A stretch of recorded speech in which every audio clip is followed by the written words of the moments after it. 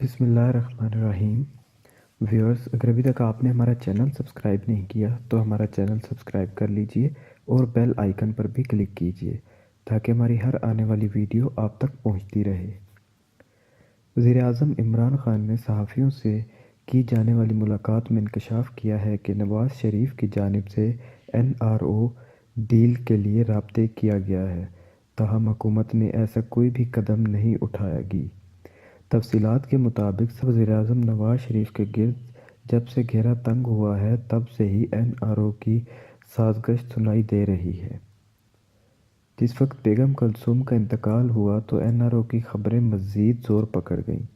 وزیر اعظم کے دورہ سعودی عرب کے موقع پر سزا معطلی کے بعد نواز شریف، مریم نواز اور کیپٹن صفدر کی رہائی نے این آر او کے تاثر کو مزید تقویت دی۔